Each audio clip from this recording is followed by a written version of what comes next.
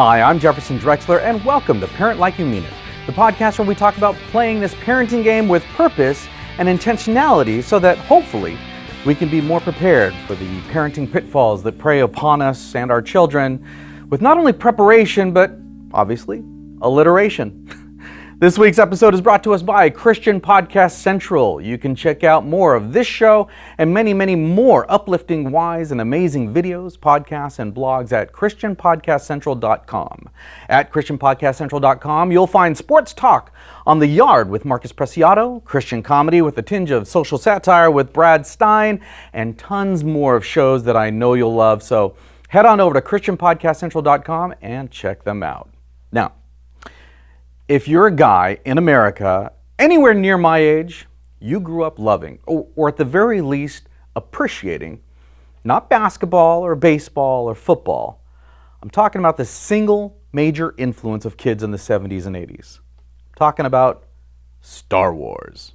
Now, over the decades, the holy trinity of sci-fi has taken its lump from audiences and critics alike. But going back to when I was a kid, there were few things cooler than hearing John Williams' orchestration while reading George Lucas's yellow text scrolling off into the stars.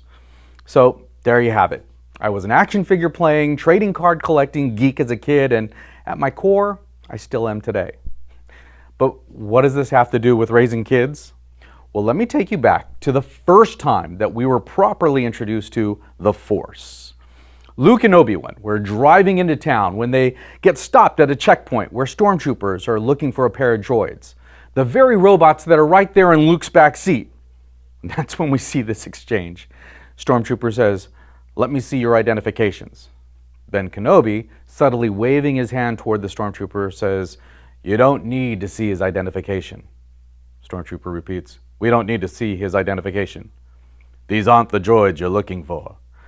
The stormtrooper says, "These aren't the droids we're looking for." Now, as a kid, I remember my mind being blown by this type of mind control. Whatever this thing called the Force was that old Ben Kenobi had mastered, it had to be the coolest thing in the universe. As a kid, I dreamt up opportunities using the Force to get my way with teachers. "You don't need to assign any homework today." Or my coaches, "Jefferson should start every game despite the fact that he can't hit a curveball." Just imagine the possibilities for a little guy. Now, flash forward with me 38 years and several sequels later to the movie Star Wars: The Force Awakens.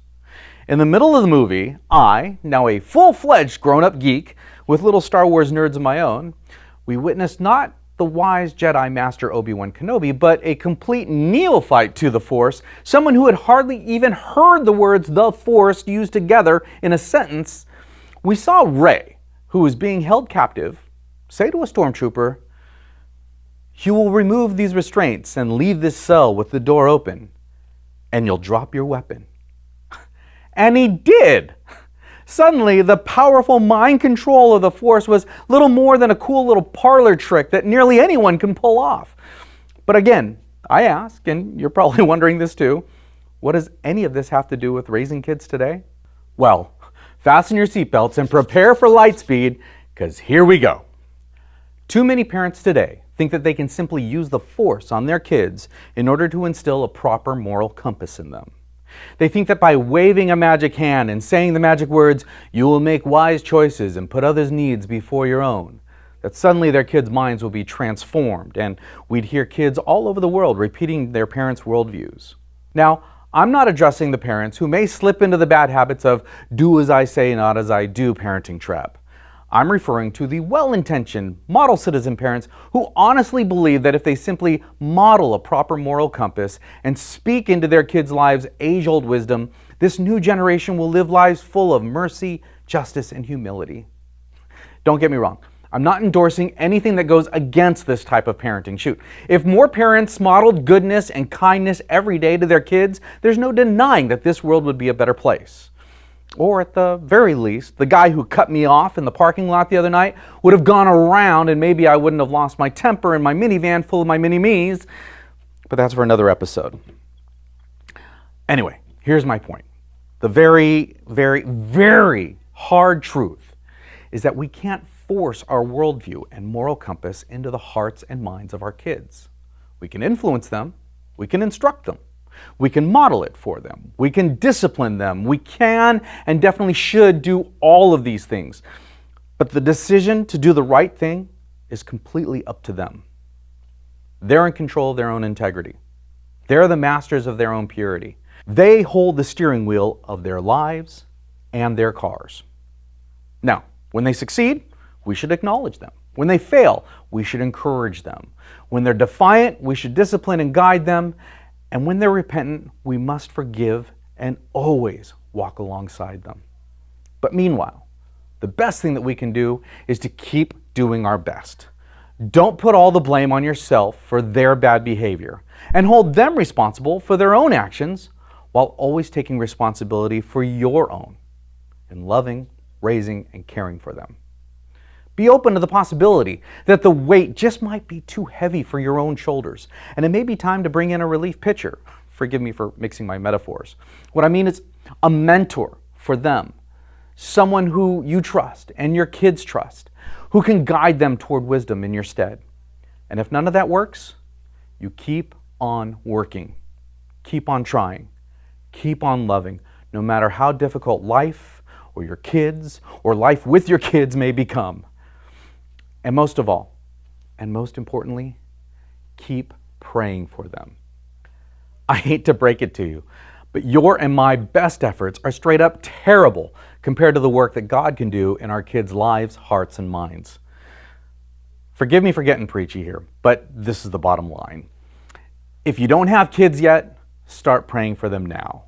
If your home is teeming with ankle biters, start praying for them now.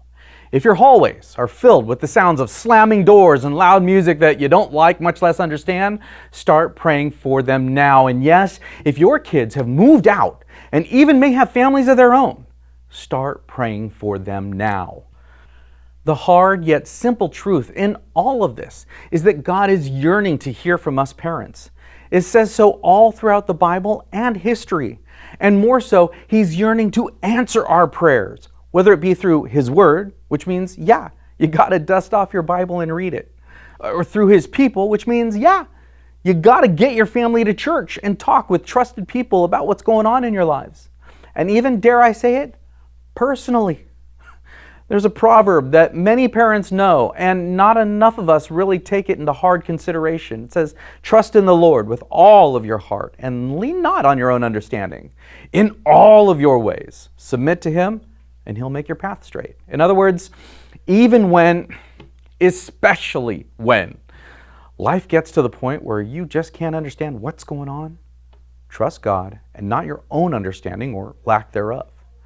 Earnestly seek out His desire for your life and your kids' lives, and He'll work things out.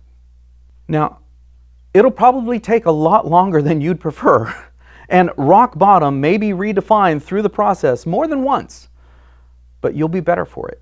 Your kids will see the evidence of it in your life and in their own, and God willing. And yes, it is God's desire. You and your kids will stand firmly and uncompromisingly on solid ground. Now, I admit, pulling an Obi-Wan Kenobi would be a whole lot easier and probably more fun. But parenting today's kids has very little to do with a long time ago in a galaxy far, far away. Thanks for watching. I'm Jefferson Drexler. This is Parent Like You Mean It.